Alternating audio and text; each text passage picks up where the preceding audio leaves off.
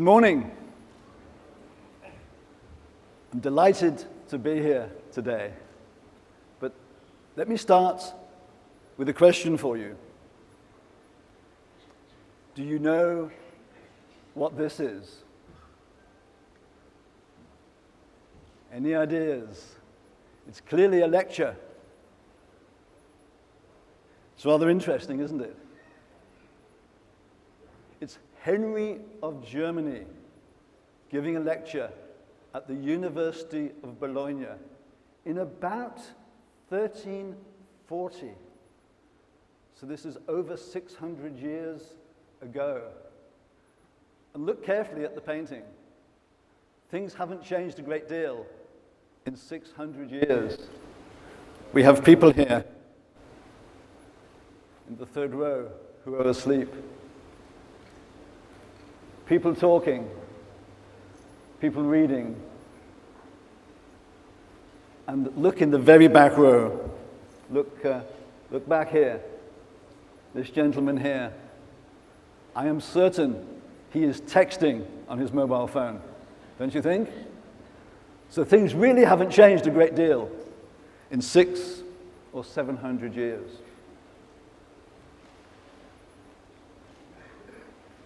Have you ever questioned the lecture as a style of teaching, as a style of learning, as a style of putting people to sleep, maybe?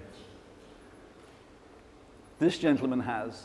He's a British educationalist, and he says this very scathingly about the lecture. He says, "Show me a professor of education who lectures, and I'll show you a hypocrite who hasn't read the research." It seems that all the research, and I think our own common sense, demonstrates that the lecture, what I'm doing now, talking at you, is not actually a terribly good way of teaching or of learning. It's got its place, but it's not the most effective way of teaching. It's not the most effective way of learning. And so, what do you think the most powerful learning technology ever invented might be? You might say the book. You might say the written word. You could say, more recently, it was the computer or even the World Wide Web. But cast your minds back, maybe a little further into history. I believe that the most powerful learning technology ever invented was conversation. And this gentleman, who I hope some of you are familiar with, Jay Cross, who's an expert in informal learning, he believes that. He says that conversation is the most powerful learning technology ever invented. Now, you might argue with him and say, well, it's not really a technology. And you might say, well, it was never really invented. It's evolved over many thousands of years. But I think you get the message. And he says that baking conversation into the corporate culture spreads intellectual capital, improves cooperation, and strengthens personal relationships. He's looking at the power, this very human power of conversation. Now, I started to question the lecture as a means of teaching some 12 years ago. I used to go up to London to listen to some knowledge management talks. I was starting to go to knowledge management conferences, and so many of those talks were death by PowerPoint. They were literally sleep-inducing. And so many conferences were serial death by PowerPoint. I could never understand quite why a speaker who knows they've only got 30 minutes to speak would have literally over 100 PowerPoint slides. And even when they ran out of time, they would carry on speaking. And I wanted to do something a little different. And I wanted to run events in London that were more conversational. Because I always felt at a conference that the networking and the conversation was where you really learned. And I loved the little story from Frederick yesterday of his idea of the ideal conference that went sort of registration, break, break, coffee, break, break, lunch, break, break, afternoon tea, break, break, end of day, without any speakers at all. You know, the whole day given over to conversation, because that's really where the powerful learning takes place. Now, it's a little tongue-in-cheek because clearly, you know, we do need content, we do need speakers, but I think we put too much focus and too much emphasis on the speakers and not enough on the interaction and the conversation. And so I started running these events in London at the Strand Palace Hotel in September 2002. So we're going back 12 years ago now. And really by accident more than anything else, I've ended up running them all over the world. And what I've discovered is that they work in all different cultures. I haven't found a culture yet where the cafe doesn't work. People, as human beings, we love to have conversations, and I think the real trick in a business context, you know, is to get people to open up and engage in conversation and focus on the conversations that are important to the business. It's not just about idle chit-chat. And I've deliberately muted this little video here, but this gives you an idea of what really engaged conversation is like. Just watch, just look at people's body language. When we're engaged in a good conversation, we actually talk with our bodies, don't we? Like me now, I'm using my hands, I'm using my body to express myself. I often think that if we had to sit on our hands while we were talking, we wouldn't have a very good conversation. So the purpose of the cafe is to bring a group of people together to have a conversation of mutual interest. And it can be put to many different purposes, but I think, you know, the main aims and the main benefits are really rather obvious. It's about learning from each other. It's about listening to different perspectives, even if you don't agree with them. If you're having a conversation with somebody and they've got a very different point of view from you, even if you don't agree, that is still valuable, especially if you have to work with them. And it's about gaining a deeper understanding, not only of the topic through conversation, but also as you start to articulate your own views, you start to better understand your own understanding of the issue. I think interestingly, as J. Cross said, it helps connect people. It helps build strong relationships. So there's a lot of power in conversation. Now this next little video I want to show you is an excerpt from a little interview with me at a Knowledge Cafe I ran for the UK Cabinet Office at the Treasury in Whitehall only last year. And it just gives you a flavour for some of the dynamics and some of the intricacies, if you will, of the cafe.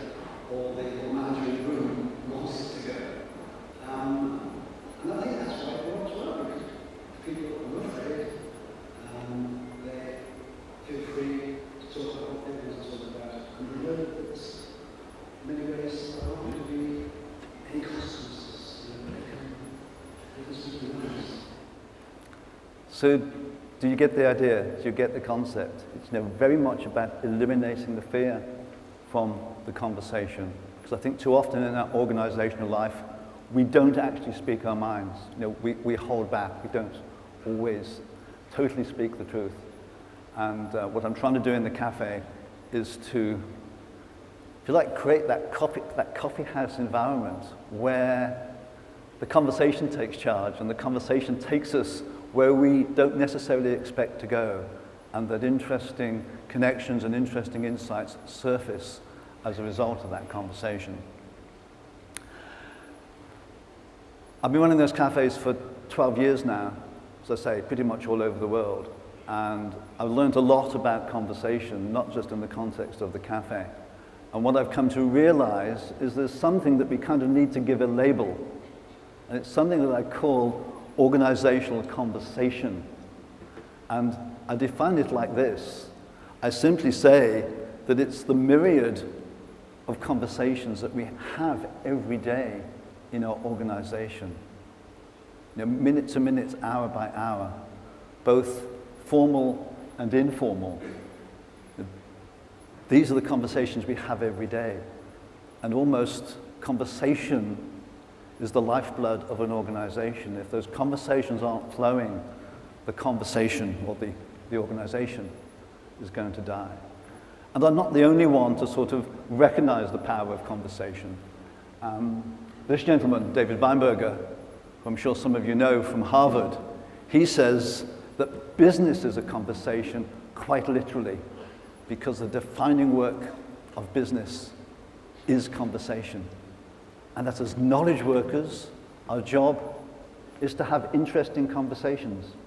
It's interesting to note that he says interesting conversations. He doesn't say productive conversations or efficient conversations. He says interesting conversations. And that's just worth reflecting on. And this gentleman, Alan Weber, who was the founder of Fortune magazine, in the Harvard Business Review, quite a few years ago now, said that conversations are the most important form of work. So much so that the organization is the conversation. I think both those quotes are worth reflecting on, because it's that they're both putting the conversation, sort of very centrally in organizational life, and something that we tend not to think about, because we tend to take conversation, to my mind at least, too much for granted. And stopping to think about conversation and the power of conversation. Conversation is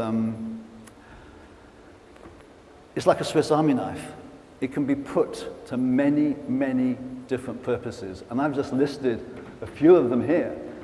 Improve understanding, improve engagement, surface opportunities, explore possibilities, give people a voice, generate ideas. The list actually goes on if you think about it. There are many, many purposes and many, many outcomes, if you will, from a conversation. And what I want to do now for the rest of my talk is just share with you a few stories, a few experiences from, if you like, my last 12 years of having these various conversations, if you will, around the world. It's worth noting that all the photos you see here of people engaged in conversation are from my past cafes. I think this one here is in Hong Kong. This one here is in London. This here was in Kuwait. Another one in London, and this one was out in California somewhere. So, again, many, many different cultures. This first story, if you like, or first example, first idea, is a very, very simple one, and one that we can all very easily adopt. This is me with a woman called Valerie Waters, who works for Trinidad and Tobago Oil and Gas. And they used to bring in experts in the oil and gas industry to give lectures, give conventional lectures about the industry, various aspects of the industry. And they wanted to make it more conversational.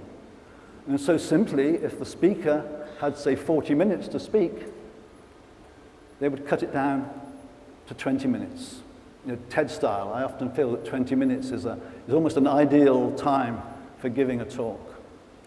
So it would now become, it would go from, say, 30 minutes, 35 minutes presentation, 5 minutes Q&A, to only 20 minutes presentation, 10 minutes for conversation. Get the speaker to pose a question to the group, and then 10 minutes for Q&A. And it's a very simple thing to do. I often do it. I'm not doing it here today, I'm afraid. I'm being a little bit of a hypocrite in a way, in so much that I'm talking at you about having conversations. But it's very easy when you're doing this, not just at the conference, but in business presentations, to make those talks more conversational. So a very, very simple application. And this is another simple one. I quite like this one. This gentleman here, Theodore Zeldin, he's an Oxford historian. He brings people together. He brings complete strangers together to have dinner together and to not only choose their meal from a menu, but to choose the conversations that they're going to have from a menu of potential conversations. And I was running a workshop for the European Foundation in Turin back in 2011. And I had mentioned the idea to them, and they rather liked it. And the evening before the evening before the workshop, there was a conference meal. And on every table, there was not only the food menu, there was a conversation menu, knowledge menu a la carte. And you can't actually read it here, but these were the potential questions for people to have a conversation over dinner. Very, very simple idea, very, very effective. And here's a little bit more, shall we say, complex example. And it's one I particularly like. What tends to happen in so many of our meetings, we come together to fundamentally make a decision. So in the meeting, there were two things going on. There was sort of an exploration of the possibilities, of the ideas, and then there's also sort of a decision-making process to decide what we're going to do. And if I go back to my corporate life, I know that far too often, there was a mix of people in the room. There were those who genuinely wanted to explore the possibilities, but there were always sort of a hardcore of people who had already made up their minds what the decision should be. And I'm sure you're all very familiar with that situation. And those two groups would tend to clash because people would be wanting to jump quickly to a conclusion while others wanted to explore possibilities. And let me just share with you a little video where a young woman manager who works for Harwell in Oxford explained how she used to do that when she first started to work as a project manager.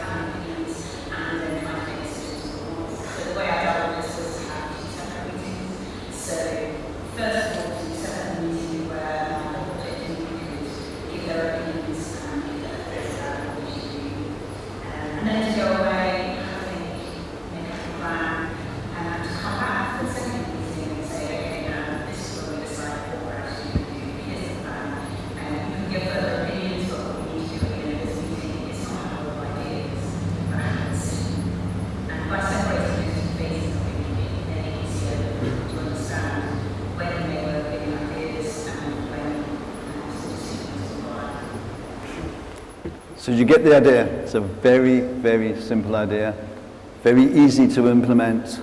It might just take a little bit longer because you've got two separate meetings, but you're much more likely to reduce the tension between the various people in the meeting and hopefully come to a much better decision. Here's yet another example. Statoil in Norway, they've adopted the cafe and have applied it in many, many different ways. Back a few years ago now, they merged with a smaller oil company called Hydro, and they used the cafe to bring the senior executives together to have sort of really open conversation about the business problems that face them and the opportunities and challenges that lay ahead. So that was again a very simple application of the cafe. Because of that merger, they were downsizing. A lot of engineers were taking early retirement, and so another thing they did, they used the cafe to bring the retiring engineers together with a lot of the younger engineers to help transfer the knowledge between the two groups. I mentioned it quite a lot in this talk. I talk about silo working because far too often in our organizations we tend to work in silos, we tend to work in different departments. Somebody pointed out the other day the word division. We have organizations with divisions, and that makes it, the word division makes it very clear that we're divided, we're working in silos. And Statoil's geophysicists, it seems, tended to work in silos. A lot of their oil and exploration experts tended to work in intellectual silos and never came together to share their knowledge and make connections and get the insights that they might get in doing that. And last but not least, they took their management training, which was very much lecture-based, and they made it more cafe-like, they made it more conversational. Some of you, I hope, are familiar with the concept of flipped teaching, and this is very much what they were doing. And then this is a very, very early example of the cafe, and it's an example that I think sort of lit the fire in me for the cafe and for the power of conversation for the first time. I ran a cafe way back now, maybe 5-6 years ago, for an organization called the International Securities Network in Zurich. And I had about 30 people in the room, and the question I posed to them was, what are the barriers to knowledge sharing, and how might you overcome them? I've done that many times before in a public setting. I had never asked that question inside of an organization. And I was expecting some interesting conversation. We got just a little way into the cafe, and one of the women managers stood up and said, "David, stop, stop, stop. We've got to stop." And I thought something was terribly wrong. She said, no. She said, what you don't probably realize is that we've got 3 departments in the room. And this is the first time we have ever really talked to each other. And they were surfacing all sorts of problems and issues that they didn't know that they had. Now, often with a cafe, I don't try to capture anything, but here we wheeled out a flip chart and we captured issue after issue after issue that was being surfaced because these people were getting to talk to each other for the first time. And the manager who invited me out there, about 3 months later, dropped me a little email to say thank you. And these were some of the points that he made in his email. That there had been a dramatic improvement, as he says, in inter-team dialogue, collaboration, and knowledge sharing. And interestingly, that many of the work processes have been overhauled because they realized for the first time that they weren't working. And that there had been an explosion of initiatives and ideas from all levels of the organization. And I think interestingly, it had empowered staff to speak up and take the initiative. I think sometimes in some organizations, people actually need to be given permission to have conversations. It's strange how we've sort of downgraded conversation over the years. And yet another one. This is ING Bank. This is their headquarters building in Amsterdam. It doesn't quite measure up, does it, to some of your architecture here in Dubai, but it certainly stands out in Amsterdam. They do something rather interesting. Many organizations have a business intelligence function, a function, a small group of people whose job it is to go out and, if you like, scan the horizon and figure out what the problems and challenges and issues are facing the organization because of changes in regulation, technology, or what have you. And usually they write a report, and that report gets distributed, or there's some sort of newsletter or some sort of alert that goes out. Most organizations do that and stop there. What ING Bank does is a little bit different. If they spot something that looks like a major, major issue, they convene a knowledge cafe. They bring the appropriate people together in the organization to talk about the issue, to figure out the implications, to figure out the threats, to figure out the opportunities of maybe a new piece of legislation. Again, a very, very simple idea. This was a cafe that I took part in 2 or 3 years ago in Amsterdam. It was just after the financial crisis, and what the knowledge managers had done, they had brought together some senior level managers, well actually mid-level managers, and they had gone to the web and they had found a number of news items, a number of documentaries that were absolutely scathing about the financial services and banking industry. And they played this to them. And then they had conversations around the issues and what it meant for the bank. And were they adopting similar sorts of practices? And if they were, what should they do about it? Again, what were the opportunities? What were the threats to them? So again, just making the use of conversation to surface ideas, surface problems, surface challenges that might otherwise have got overlooked. And I had to include this. I love this coffee machine. It's a coffee machine with a difference. As you can see, it serves 2 cups of coffee at a time. And it's called the Coffee Connector. It was developed in Singapore. To get a coffee, you've got to go to the machine, and you've got to work with a partner to order your coffee and to get your coffee produced. The whole idea is to use this machine, this coffee machine, at conferences to get people to network. Because again, far too often at conferences, a lot of people don't naturally tend to network with complete strangers. So the coffee machine is a catalyst to do that. And I just think it's a rather wonderful idea, although I suspect the machine is a little expensive. Now, this is the last of my stories, and it's the most recent one, and to my mind, it's the most powerful one. I really, really love this concept. It's something called a randomized coffee trial, and don't be put off by the rather crazy title. It's a very simple idea. The whole idea of a randomized coffee trial is that once a week, or maybe once a month, you partner 2 people in the organization at random, and you tell them it's okay for them in the following week to go off and have a coffee together for 30 minutes. You're just giving people permission to come together and have a coffee. And of course, you could have the CEO or senior executive matched with a new graduate or admin staff. And so you're making these connections between people in an organization in a very, very simple way. And interestingly, most of the organizations who adopted this, they don't tell the people what to talk about. If they want to talk about business, that's fine. If they want to talk about their personal lives, that's also fine, because the importance of it is to make the connection and start to build the new relationships. Now, the Red Cross, Red Crescent have picked up on this. They love the idea. They want to connect their volunteers worldwide to kind of build a richer sort of social fabric, so that these people can help and support each other.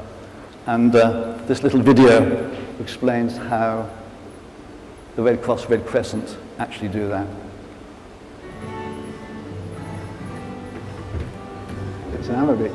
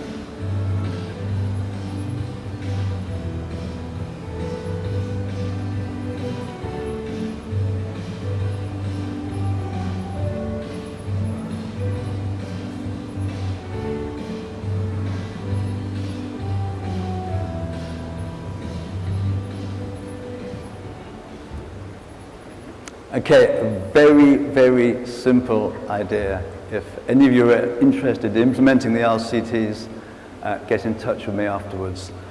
I need to draw to a close now. My apologies for not giving you an opportunity to have some conversation, as I've talked about, and my apologies for not going into a Q&A.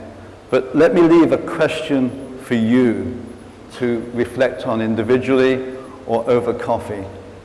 You've heard what I've had to say about the power of conversation and the Knowledge Cafe. You've seen the examples I've talked about. How could you, when you go back to your own organizations, take a more conversational approach to the way that you work and the things that you do? So let me stop there and let you reflect on that over coffee. A great big thank you.